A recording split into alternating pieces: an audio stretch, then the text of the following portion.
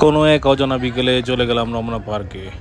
রমনা পার্কের মৎস্য ভবন সংলগ্ন গেট দিয়ে ঢুকে পড়লাম এবং ঢুকেই মনে হলো যেন এক নতুন রমনা পার্ককে চোখে দেখছি। সেই 2005-06 সালের দিকে ইউনিভার্সিটিতে পড়ার সময় প্রথম রমনা পার্কে যাই।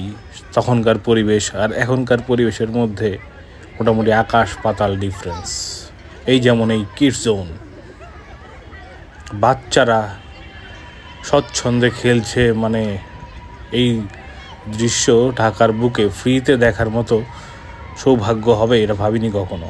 কারণ সব জায়গায় তো বাচ্চাদের খেলাধুলা, পড়াশোনা, মানে বাচ্চাদের যে কোনো কিছু নিয়ে একটা ব্যবসা হয়, কিন্তু রমনা পার্কে এর ব্যতিক্রম দেখলাম। রমনা পার্কের মনোরম দৃশ্য আমাকে অভিভূত করাতে আরেকটু ভিতরের দিকে গেলাম।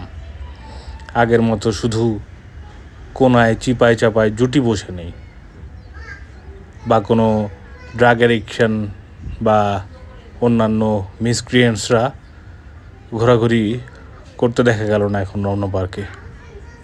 সুন্দর নির্মল বাতাস, নির্মল পরিবেশ, এবং সবচেয়ে চোখে পড়ার মতো বিষয় হচ্ছে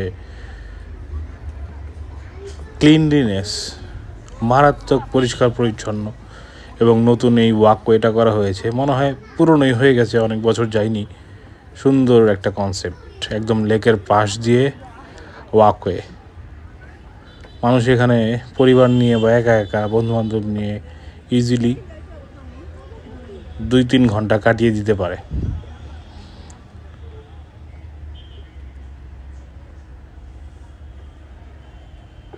পরন্ত বিকেলে এই শীতের আভাসে হাঁটতে ভালোই লাগছিল, কিন্তু বাঙালি আসলে সব কিছুর মধ্যেই একটা ডিস্টারবেন্স ক্রিয়েট করে, সেটা হচ্ছে ফটোগ্রাফার। আরে ভাই, মনে হচ্ছিল যেন কক্সবাজারে চলে এসেছি। বড় বড় DSLR ক্যামেরাগুলো নিয়ে এসে ফটোগ্রাফার বলবো নাকি এদের কি বলবো জানি না, মানে খুবই ডিস্টার্বিং। ছবি তুলে দিব, এবং মানুষ ছবি তুলছেও আর কি। ছবি তোলার জন্য এখন রমনা পার্কে যাওয়া শুরু করেছে। আমি তো প্রকৃতির স্বাদ নিতে গিয়েছি, একা একাই ছবি টবি তুলছিলাম, ভিডিওগ্রাফি করছিলাম, কিন্তু তারপরও নক করছিল, স্যার একটা ছবি তুলে দিই, স্যার হ্যান স্যার তেন। খুবই বিরক্তিকর। যাই হোক, এই প্রসঙ্গ বাদ, কিন্তু এগুলো আসলে কর্তৃপক্ষের নজরে আনা উচিত।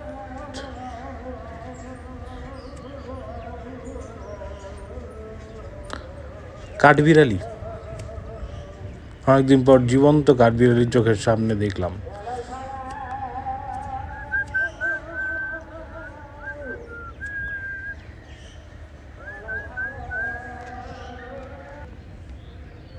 এই যেন আসলে এই সব ছোটোখাটো পশু পাখিদের জন্য অভয়ারণ্য। কাঠ পাথরের এই মৃত শহরে, লাইফলেস শহরে যেন এক চিলতে প্রাণের ছোঁয়া এই রমনা পার্ক। খুবই গোছানো, খুবই সাজানো, খুবই পরিপাটি, আবার কিছুটা ন্যাচারাল ভাব ধরে রেখেছে। দিনটা খারাপ, দেখুন দেখি জোড়ায় জোড়ায় তোরায় তোরায় অনেক শালিক। দিন খারাপ কিনা জানি না। আমার মনে হয় শুধু শীতকালে না, গরমের দিনেও এই রমনা পার্কে আসলে এর ছায়া সুনিবিড় পরিবেশে মানুষের মন জুড়িয়ে যাবে। কি প্রকাণ্ড গাছ, কি শীতল তার ছায়া। মোবাইল ক্যামেরার লেন্সে কিন্তু পুরো গাছটাকে একবারে বন্দি করা যাচ্ছিল না। আর সেই চিরন্তন প্রেমের প্রতীক এই প্রকৃতি তো আছেই।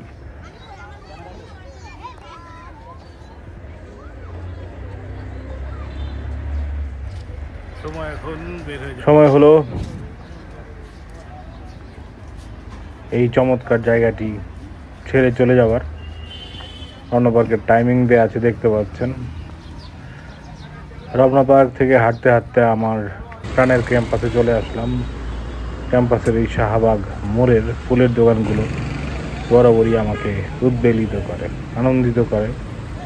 ফুলের এই রং সুবাস একটা উৎসব ভাব এনে দেয় মনে, তা বছরের যে কোনো সময় হোক না কেন।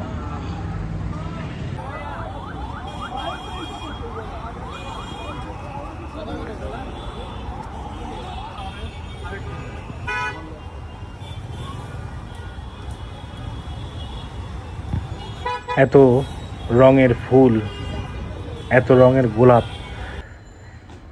বাংলাদেশে থেকে একমাত্র শাহবাগে আসলেই দেখা যায়।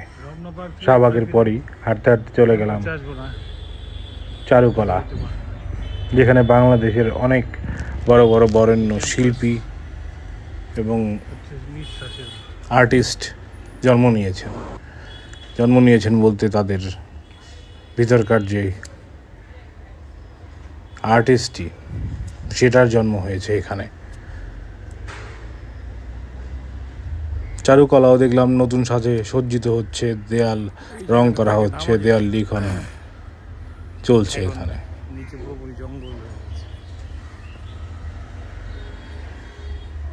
ইউনিভার্সিটির লাইফে থাকতে এই গর্তে নামতাম চারুকলায় আসলেই, আর এই চিকেন ফ্রাই এবং আলুর চপ তো অবশ্যই খেতাম চারুকলার সামনে দিয়ে গেলেই। পকেটে থাকুক চাই না থাকুক, না থাকলে আর কি বন্ধুর কাছ থেকে জোর করে টাকা আদায় করে খেতাম।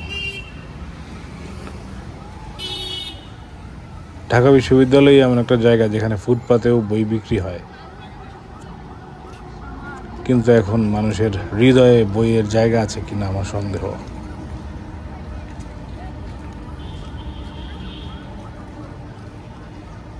জাতীয় কবি কাজী নজরুল ইসলামের এই কবর বেদি আমাদের ইউনিভার্সিটি এরিয়াতেই সংরক্ষণ করা। অবশেষে ক্যাম্পাস প্রদক্ষিণ করে টিএসসিতে বসে একটু নিজেই সাথেই কথা বলে রওনা হলাম বাড়ির দিকে। লক্ষ্মীবাজার আসতেই আরেক আনন্দমুখর পরিবেশের সম্মুখীন হলাম।